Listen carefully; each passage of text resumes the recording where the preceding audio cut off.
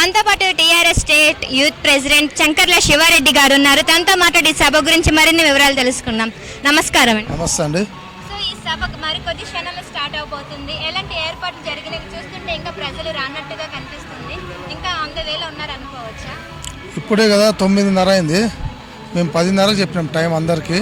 అన్ని బస్సులు కూడా అన్ని వెహికల్స్ బయలుదేరినాయి. సిటీ కదా, ట్రాఫిక్ వల్ల కొంత ఇబ్బంది ఉంది. అయినప్పటికీ దాదాపు ఇప్పుడు హాల్ సగం నిండిపోయింది. ఇంకా పూర్తిగా కూడా ఇంకొక హాఫ్ అన్ అవర్లో ఆ టైంలో మొత్తం కూడా పూర్తిగా అందరు వస్తారు. ఏదేమైనప్పటికీ 11 గంటలకు కరెక్ట్గా మా అధినేత్రి కవితమ్మ గారు రాబోతున్నారు. ఈ సభను ప్రారంభం చేసుకోబోతున్నాం. సో ఈ సభలో అందరూ ఆసక్తిగా ఎదురు చూస్తున్నారు. కవితమ్మ ఏం మాట్లాడుతున్నారు, ఏం చెప్పబోతున్నారని మీకేమైనా ఇన్ఫర్మేషన్ ఉందా? క్లియర్గా మా కవితమ్మ గారు గత నెల నుంచి చెప్తున్నారుగా, ఈ పెట్టింది మీటింగే సామాజిక న్యాయ తెలంగాణ సంకల్ప సభ అని చెప్పి.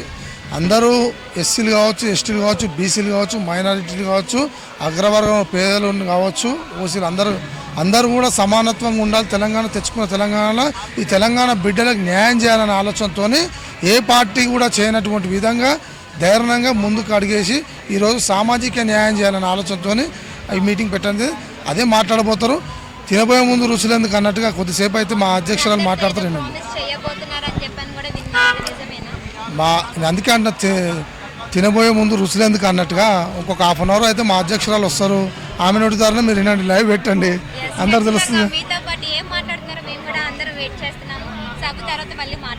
జై తెలంగాణ, జై తెలంగాణ, జై కవితక్క.